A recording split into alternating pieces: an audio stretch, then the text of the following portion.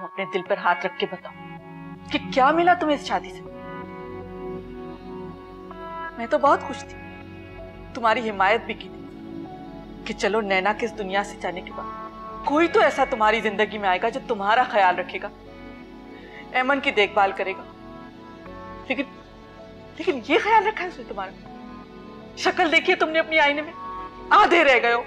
और ऐमन इस वक्त जिंदगी और मौत की कश्मकश में। अरे तुमने पूछा क्यों नहीं अलीना से, उसे डांटा क्यों नहीं? अभी आप कैसी बातें कर रही हैं? मैं क्या पूछता, क्या डांटता उसे? ये सब किसकी जिम्मेदारी बताओ मुझे। ऐमन को संभालना किसकी रिस्पॉन्सिबिलिटी है? जवाब दो ना।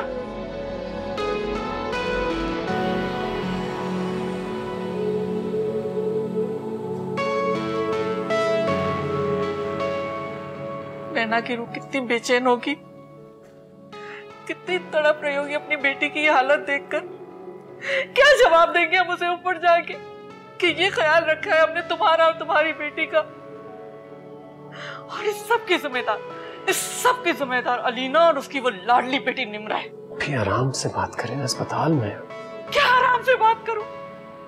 मेरा कलेजा फटा जा रहा है, तुम कह रहे हो आराम से बात करूं।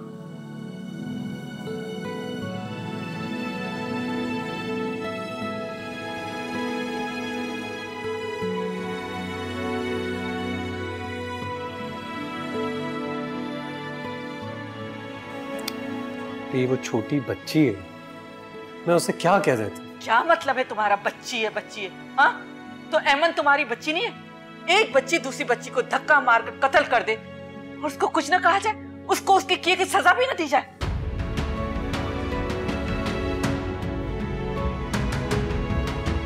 वो आपा वो मुझे बताओ सच कि तुमने निम्रा से पूछा, उसको डांटा, समझाया उसको? आपा मैंने उसको बहुत समझाया था, मैंने डांटा भी था उसे। मुझे नहीं लगता तुमने एक लफ्ज भी नहीं कहा होगा उसे। आप ही बस करते हैं, हॉस्पिटल में क्या कर रही हैं आप? खामखा जज्बाती हो रही। और निम्रा ने जानबूझकर नहीं किया। फॉर गॉड सेक प्लीज, मैं तुम्हारे आगे हाथ जोड़ती हूँ। किसको धोखा देती? खुद को, नकील को, अपनी बेटी निम्रा को, या मेरी भांजी ऐमन को? जानबूझकर गिराना क्या होता है तुम्हें मालूम है? तुम्हारी बेटी ने जानबूझकर ऐमन को धक्का दिया है, गिराया है उसे। और तुम धोखा देना चाह रही हो, डिफेंड कर रही हो अपनी बेटी को। नहीं आपा, मैं डिफेंड नहीं करी, मैं सिर्फ ये कहना चाह रही हूँ। रहने दो। तुम जो कह रही हो ना, मैं सब सुन रही हूँ। लेकिन मैं ये नहीं कह रही आपा, मेरी बात तो सुनो। तुम जो कह रही हो मैं सब समझ रही हूँ। खुदा के वास्ते मैं तुम्हारे आगे हाथ जोड़ती हूँ। मेरा एक ही भाई है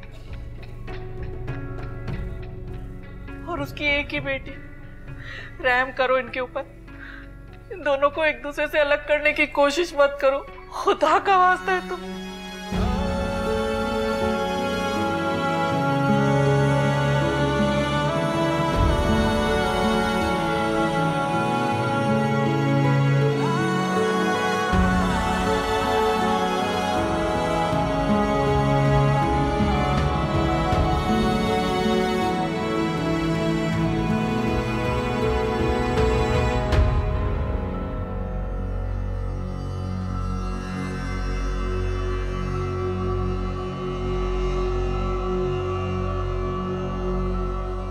क्या हुआ?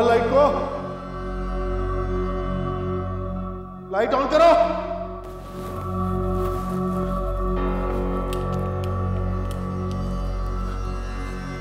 लाइट ऑन करो। क्या हुआ? लाइट ऑन करो। ये कैसे रखा हुआ मुझे तुम लोगों ने यहां पर? क्या कसूर है मेरा? जब सब लोग मुल्क छोड़ के जा रहे हैं, मैं अपने लोगों का फायदा करूं तो ये सिला दे रहे हो मुझे? बाहर निकालो मुझे और लाइट ऑफ करो।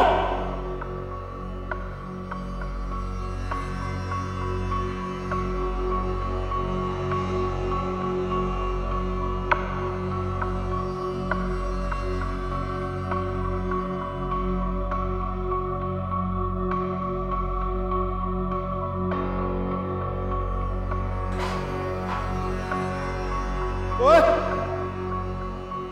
बात सुनो मेरी, बात सुनो। ये खाना है, जानवर समझा रहा है मुझे, नहीं खाना। हो ना, मुझे लेके जाओ वापस। कहां जा रहे हो? मुझे बात करनी है। किसी अफसर को भेजो अपने। ऐसे कैसे रखा हुआ मुझे यहाँ पे तुम लोगों ने? तुम सब पे केस करूंगा मैं। मीडिया को बताऊंगा, कोर्ट कचहरी भी ले जाऊंगा। तो मेरे वकील को आने दे रहे हो ना, मेरी बीवी को। पता नहीं क्या तमाशा लगाया हुआ है। कहाँ हो तुम लोग?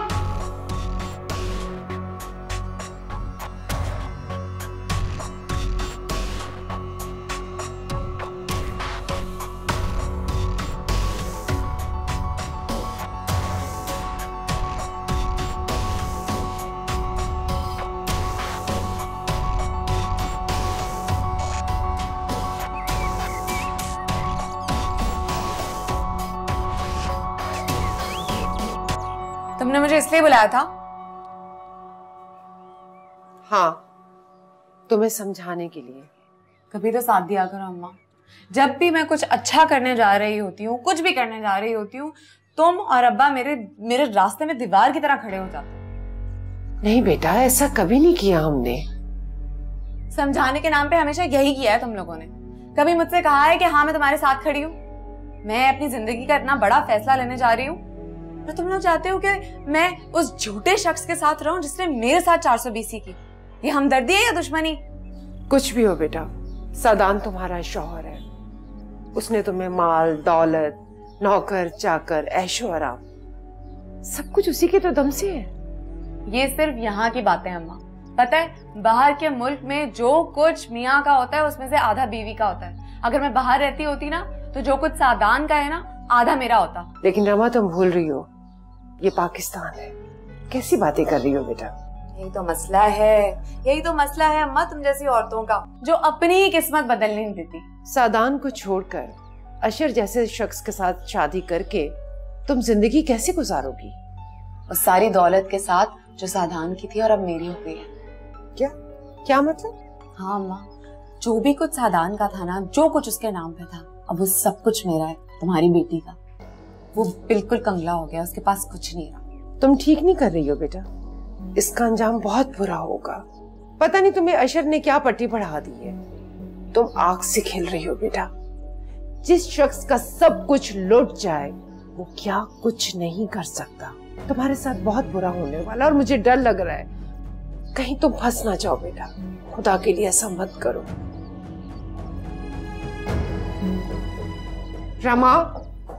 रमा, मेरी बात तो सुनो बेटा। रमा,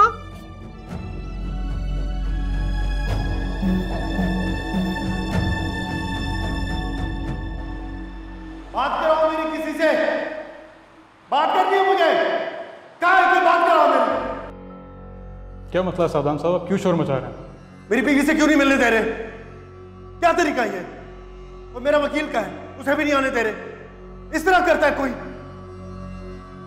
मैं ह्यूमन राइट्स वालों के पास जाऊंगा, कोर्ट में भी जाऊंगा। तुम सबके खिलाफ बहुत ज्यादती कर रहे हो मेरे साथ। देखिए सादान साहब, हमने किसी को नहीं रोका और ना ही आपके साथ कोई ज्यादती हो रही है। ये बात आप अच्छी तरह जानते हैं कि कस्टम के केसेस में आपने क्या कुछ नहीं किया और टैक्सेस के मामलात में कितनी बड़ी गड़बड़ की है आपने। कुछ और केसेस भी हैं आपके खिलाफ जो दर्ज होने जा रहे हैं। और क्या केस करोगे मुझ पे? ड्रग्स का करोगे? असले का करोगे? क्या किया मैंने? और ऐसा करता कोई इस मुल्क में बिजनेसमैन के साथ? नहीं सर, हम ऐसा कुछ नहीं करेंगे। जो भी कुछ करेंगे दायरे में रहकर करेंगे। तो फिर मेरी बीवी कहाँ है? क्यों नहीं बात कर रहे थे तुम लोग मुझे उससे? ऐसा कौन से कानून में लिखा है कि मैं अपनी बीवी से बात नहीं कर सकता? देखिए, हमने किसी को नहीं रोका। आपकी मिसेज आपसे मिलने आई ही नहीं। अगर वो आपसे मिलने आती, रिक्वेस्ट करती, तो रूल्स के मुताबिक हम शेड्यूल तय कर लेते। क्या मतलब? How is it possible? उसने मुझसे मिलने की रिक्वेस्ट नहीं की। अब इस बारे में मैं क्या कह सकता हूँ सादान साहब। अगर आपका वकील आपसे मिलने आता या आपकी मिसेज आपसे मिलने उनको लेकर आती तो हम क्यों रोकते उन्हें? झूठ बोल रहे हो तुम सब झूठ बोल रहे हो। इतने दिन हो गए, ये हो ही नहीं सकता कि उसने मुझसे मिलने की कोशिश ना की। मैं अच्छी तरह जानता हूँ क्या कर रहे हो तुम सब मेरे साथ। सादान साहब, हम आपके साथ ऐसा कुछ नहीं कर रहे और जितना मैंने बताना था आपको बता दिया। प्लीज़ आप हमारे साथ कोऑपरेट करें। अगर आप कोऑपरेट करेंगे तो ये आपके लिए और हमारे लिए अच्छा होगा, नहीं तो फिर रिमांड में हम कुछ दिनों के लिए आपको और रोक लेंगे। ये कैसे हो सकता है? झूठ बोल रहे हैं, झूठ बोल रहे हैं, ये सब झूठ बोल रहे हैं। फंसा रहे हैं मुझे, जुल्म कर रहे हैं मुझ पर। मुझ पर भी और मेरी बीवी पर भी। ये कैसे मुमकिन है कि रमा मुझसे मिलने ना आई हो? नहीं, पॉसिबल ही नहीं है ये। सुनो, मेरी बात करो अपनी बीवी से, बात कराओ मेरी। झूठ बोल रहे हो तुम सब। मुझे बात करनी है अपनी बीवी से, अपने वकील से।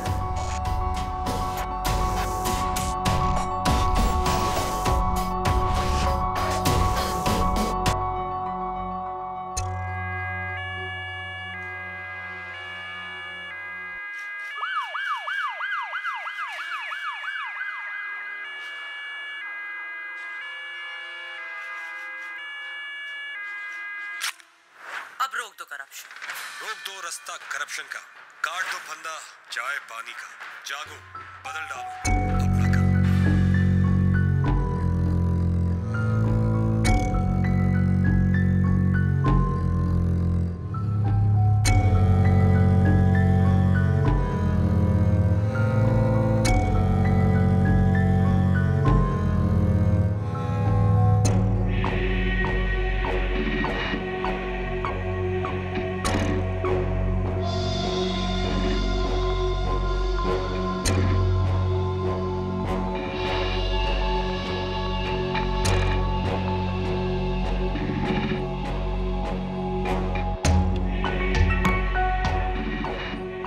हाँ वहीद, क्या हाल है? अशर बात कर रहा हूँ। हाँ, कैसे हो? किधर हो आजकल? अच्छा अच्छा अच्छा। हाँ वो मुझे पूछना था, ये जो इश्तिहार आ रहे हैं टीवी पे नैब वालों के कि कौमी फरीजा है और ये जो करप्शन के कोई कंप्लेंट हो तो आप हमें बता दें, तो ये सिर्फ बताना होता है या प्रूफ भी देना होता है कोई? अच्छा ठीक है ठीक है, ठीक हो गया, ठीक है।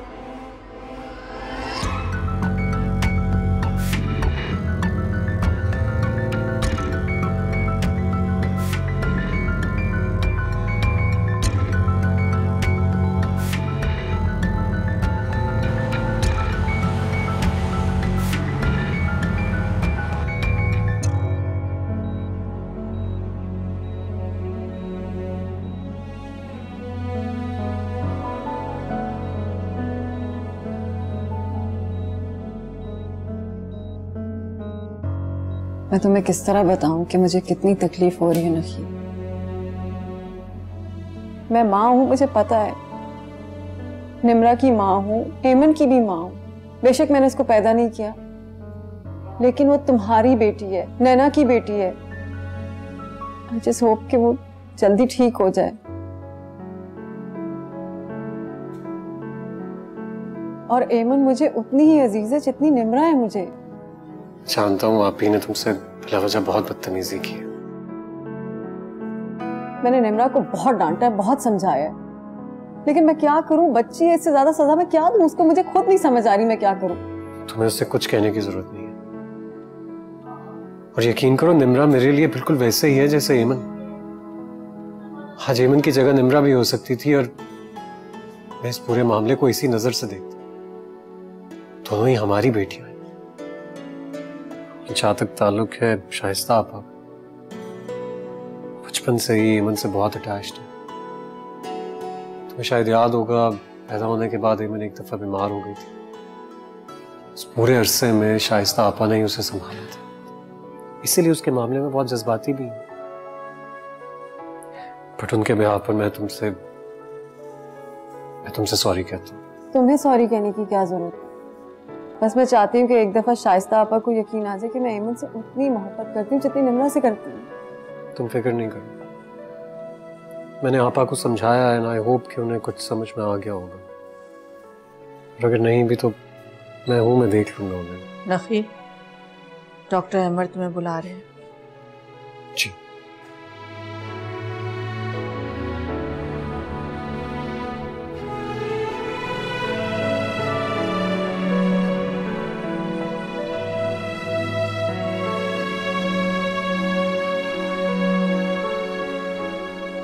पता नहीं किस जुर्म की सजा मिली है हमारी बच्ची को।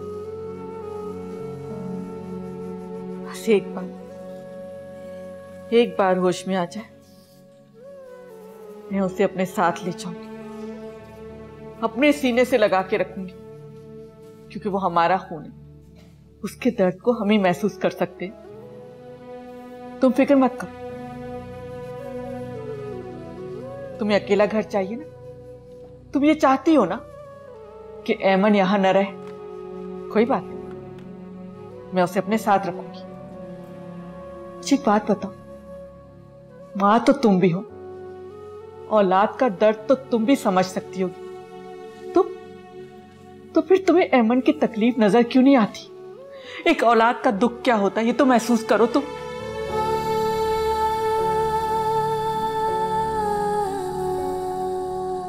नैना की भी यही ख्वाहिश थी और तुम्हारी जरूरत भी है कि नखील से निकाह कर लेने में क्या हर्ज है। रिदम, अगर मुझे लगता है निम्रा को बाप की जरूरत है और ऐमन को माँ की, तुम दोनों के लिए फैसला बेहतर होगा। तुम जानते हो कि नैना के बाद कि मुमकिन नहीं है कि मैं और तुम एक छत के नीचे रहें। हाँ, लेकिन क्यों नहीं रह सकती? इस पर हम बात कर चुके हैं पहले। हाँ, तुम ठीक कह रही हो, हम इस बारे में बात कर चुके हैं, लेकिन अभी भी अगर हम नैना की बात मान लें तो हम एक साथ रह सकते हैं।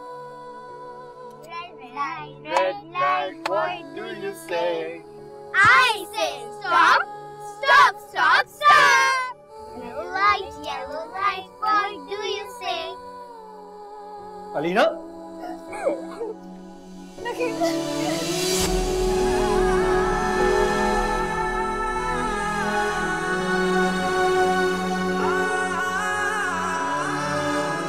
आपको तो पता है कि हम रिदा आंटी के घर में हमेशा नहीं रहेंगे।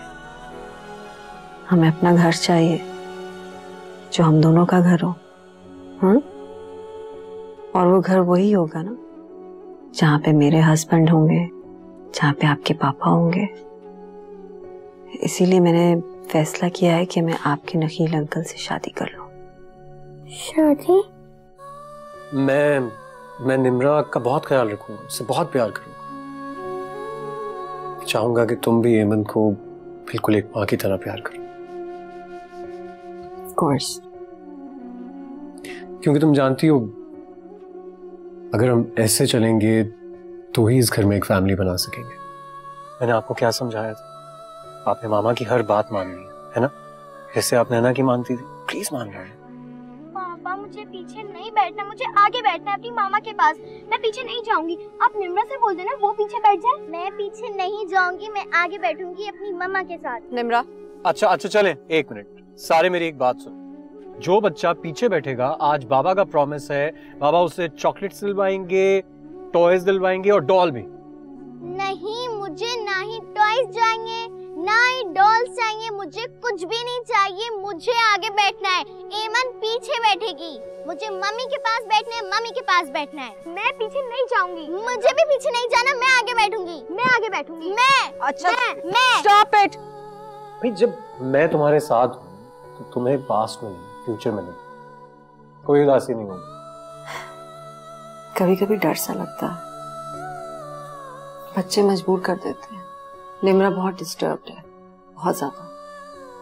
आई कैन अंडरस्टैंड दैट, क्योंकि ऐमन भी बहुत ज्यादा डिस्टर्ब्ड।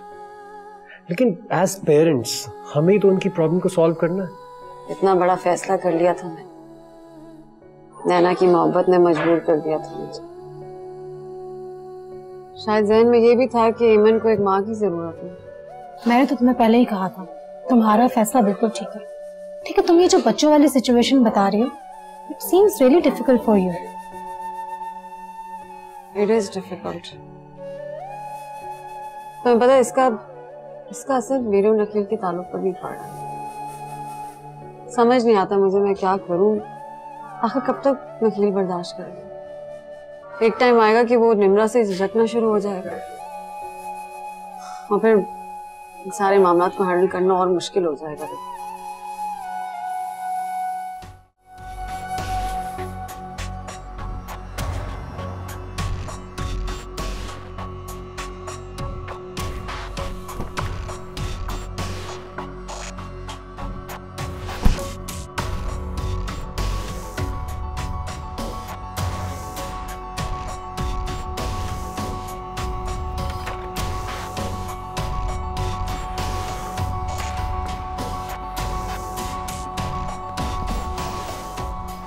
जी। रमा किधर है? उसको बताओ कि आया हूँ मैं। वो अपने कमरे में। बेगम साहबा मैं बुलाती हूँ, आप बैठे। ठीक। इस वक्त सादान के केस की जो पोजीशन है ना, आई थिंक हफ्ते 2 हफ्ते में he is gonna come out. हाँ, लेकिन अगर हम सही सही चाल चले तो आई एम श्योर कि वो लंबे अरसे के लिए गया अंदर। क्या मतलब है? तुमने मुझे खुद ही तो बताया था कि ये टैक्स और कस्टम के चक्कर में वो लोग एक लिमिट से ज्यादा उसको नहीं रख सकते, और जो मैंने उन्हें एक्स्ट्रा इन्फॉर्मेशन दी है वो। हाँ, लेकिन इससे कोई खास फायदा नहीं होगा हमें। मैक्सिमम 1-2 हफ्ते के लिए वो अंदर जाएगा और फिर बाहर निकल आएगा। हमारे यहाँ ये मामला सेटल हो जाते हैं। क्या कह रहे हो? मुझे कुछ समझ नहीं आ रही।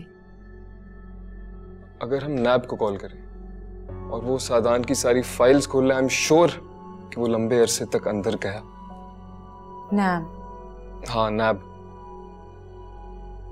लेकिन वो लोग तो बहुत लीगली काम करते हैं ना। तो हम कौन सा इलीगल केस बना रहे हैं सादान के खिलाफ? और वो करप्शन में डील करते हैं। यही तो, जिस सतह पर सादान बिजनेस करता था ना, ऐसा हो ही नहीं सकता कि डिफरेंट गवर्नमेंट डिपार्टमेंट्स के साथ मिलकर उसने घपला ना किया। इट्स जस्ट नॉट पॉसिबल कि सब उसने फेयर तरीके से काम किया। उसकी फाइल्स को टटोला जाए ना तो फ्रेट, कस्टम्स, पुलिस, इन सब के साथ रिश्वत का घपला जरूर होगा, आई एम श्योर। बस हमें इसका खोज लगाना है। खोज कैसे? कोई इनसाइडर, कोई अंदर का आदमी जिस पर सादान ऑफिस में सबसे ज्यादा भरोसा करता हो, कोई है? थिंक। इनसाइडर? हाँ, सादान सिद्दीकी साहब का बहुत जिक्र करता है। सिद्दीकी साहब मैनेजर था उसका?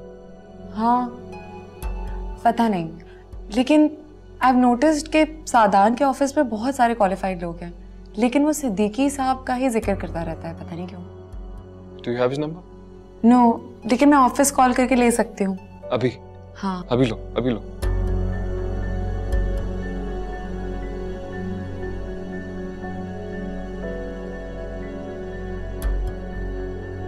हेलो जी, मैं मिसेस सादान बात कर रही हूँ। मुझे सिद्दीकी साहब का नंबर दे दें प्लीज, टेक्स्ट कर दें। Thank you. टेक्स्ट कर रही। कितनी देर में? बस अभी। ओके। आ गया।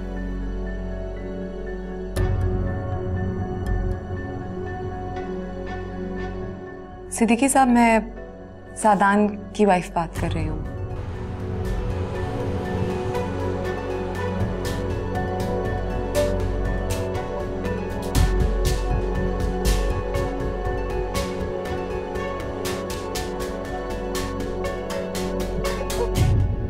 निम्रा, क्या हो गया बेटा? सो जाओ, सुबह मैंने हॉस्पिटल भी जाना है। मुझे नींद नहीं आ रही। आंखें बंद करोगी तो नींद आएगी ना। मैंने आंखें बंद की हुई हैं, मगर मुझे नींद नहीं आ रही। कैसे नींद आएगी? कभी उधर करवट लेती हो, कभी इधर करवट लेती हो। अजीब बेचैन हुई हुई हो, क्या मसला है? मम्मी, मुझे डर लग रहा है। किस बात का डर बेटा? मैं हूं ना तुम्हारे साथ। मुझे डर लग रहा है। क्या आप मुझे छोड़कर चली जाएंगी?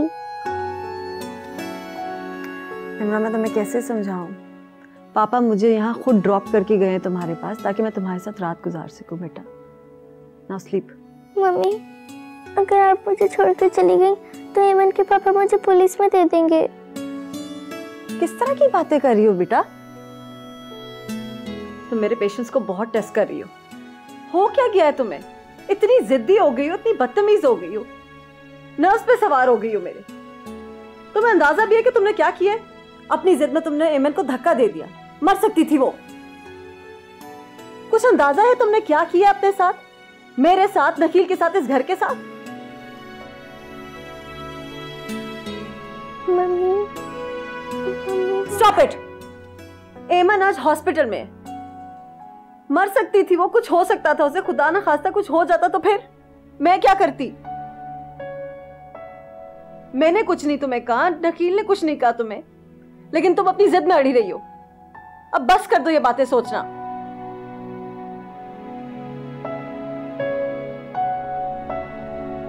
मम्मी, so sorry मम्मी, मेरी वजह से सब कुछ हुआ। मुझे पुलिस में मत दिएगा मम्मी।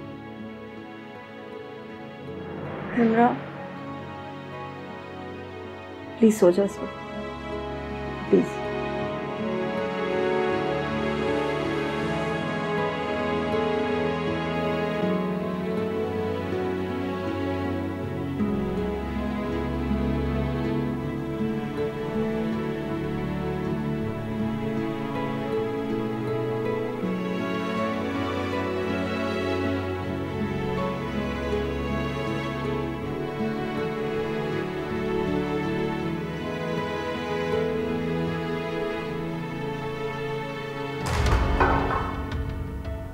मुझे ताजा खाना लाके दो।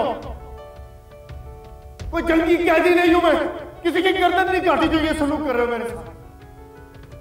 नहीं खाया जाता मुझसे ये, मुझे मेरी मर्जी का खाना चाहिए। भूखा मार दो।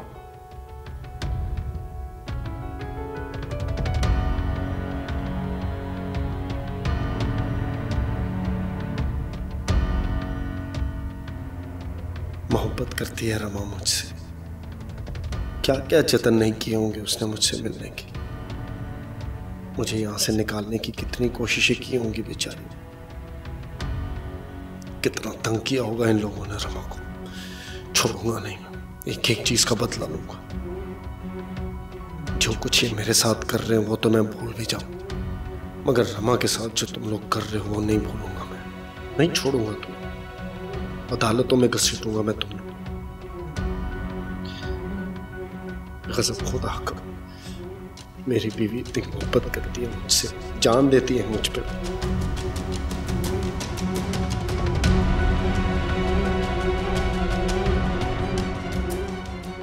Thank you so much for coming. Siddiqui साहब, आप सादान के सबसे क्लोजेस्ट एम्प्लॉई हैं। उसके बिजनेस में क्या क्या कहाँ कहाँ जाता है आपसे बेटर कोई नहीं जानता। किसको क्या देना है, किससे क्या लेना है। पेट्रोलियम और कंस्ट्रक्शन के टेंडर की डिटेल्स चाहिए मुझे। मुझसे मिलने नहीं दे रहे तुम लोग उसे। इंसानी हुकूक की इतनी खिलाफ वर्जी, और वो भी एक बिजनेसमैन के साथ। डेमोक्रेसी इस मुल्क में कि बादशाहत। आप बिल्कुल ठीक कह रही हैं। बहुत सारे ऐसे मामला हैं जिनके बारे में सिर्फ मैं या सादान साहब ही जानते हैं, और ये सारी तफसील मैं आपको दे सकता हूँ।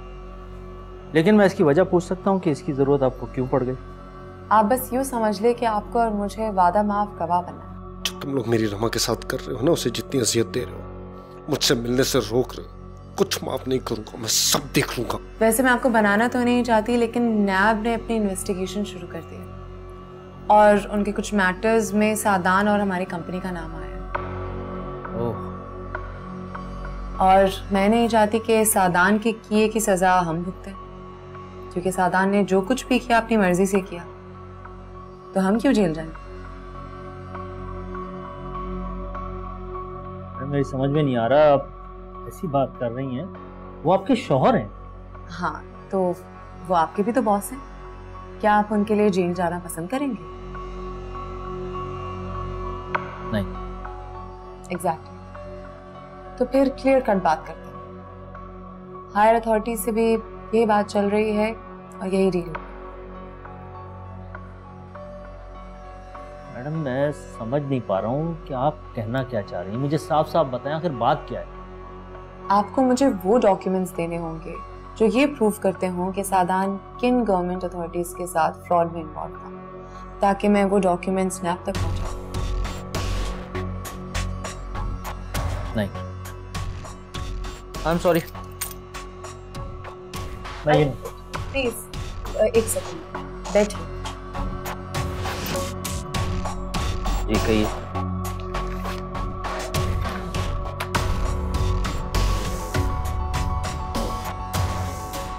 इतने डॉलर्स शायद जिंदगी में आपने कभी ना देखे, ना ही सादाना आपको दे।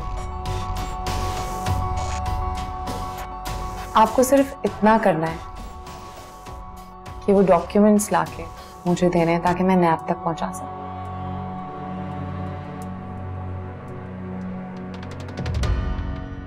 The choice is yours.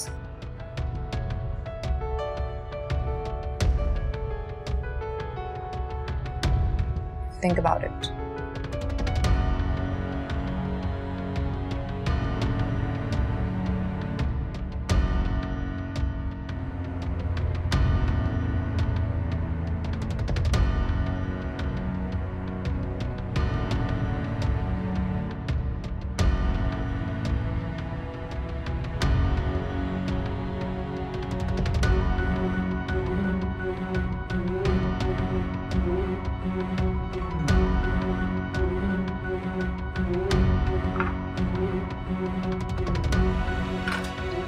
ये पैकेट आपका है? हाँ? मेरे ख्याल में उन खातून का है। यहाँ बैठी।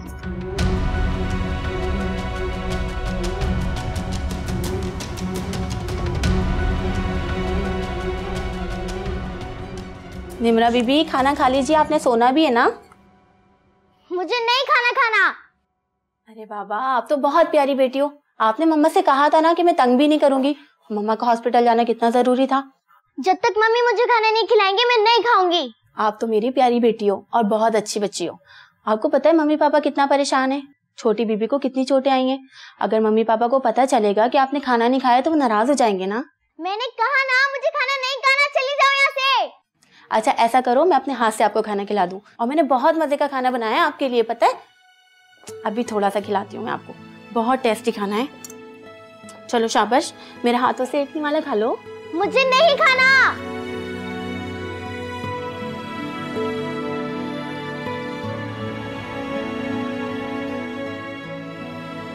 तुम अपने दिल पर हाथ रख के बताओ कि क्या मिला तुम्हें इस शादी से।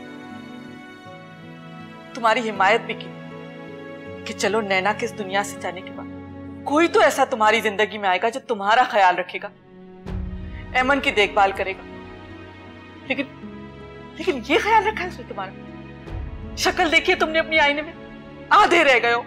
और ऐमन इस वक्त जिंदगी और मौत की कश्मकश में। अरे तुमने पूछा क्यों नहीं अलीना से, उसे डांटा क्यों नहीं?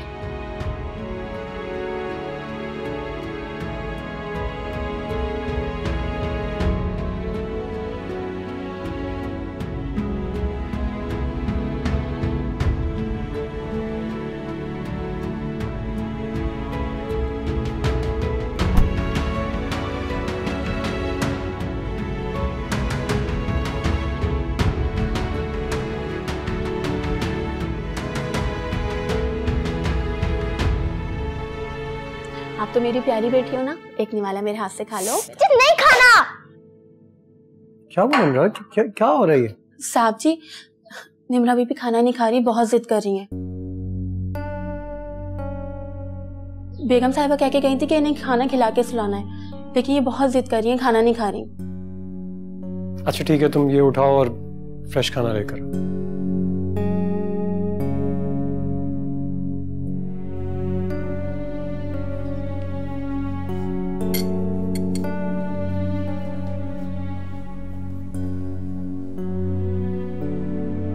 तुम्हें क्या लगता है हमारा काम हो जाएगा? देखो, मेरा जिंदगी भर का तजुर्बा ये कहता है कि हर काम की एक कीमत होती है, हर काम की और हर काम करने वाले की। और अगर सही सही कीमतें अदा हो जाए ना, तो दुनिया की कोई ताकत काम होने से नहीं रोक सकती। कीमत तो हमने अदा कर दी है। हाँ, हमने तो कर दी है, बस अब सिद्दीकी वसूल कर ले।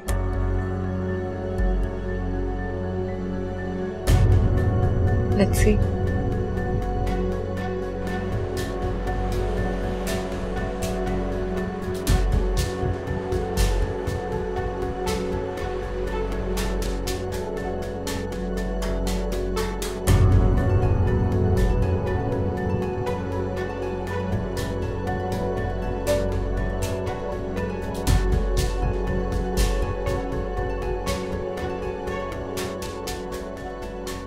कोई कानून है इस मुल्क में? कोई अदालत है? मुझे मेरे वकील से नहीं मिलने दे रहे।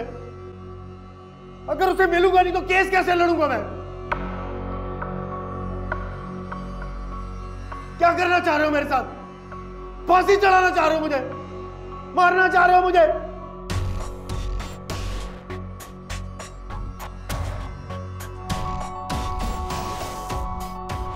सब सब गंदे हैं। मम्मी भी गंदी है, आंटी भी गंदी है। मम्मी हर वक्त एमन के पास चली जाती है, मुझसे कोई प्यार नहीं करता, सब गंदे हैं।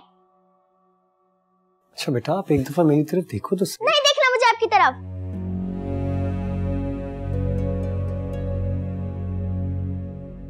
देखो, मैं आपका पापा हूँ, आप मुझसे तो बात कर सकती हो, मेरी तरफ देख के बात तो करो एक दफा।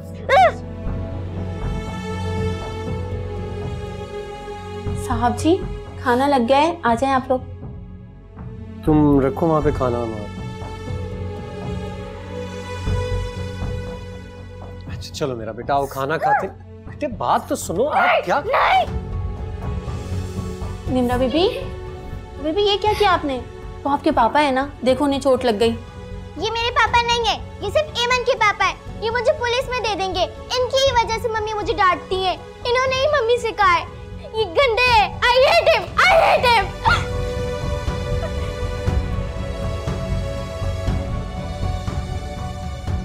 माफ कर दीजिए साहब जी, अभी बच्ची है ना, ठीक हो जाएगी। ठीक, तुम खाना उठा लो यहाँ से।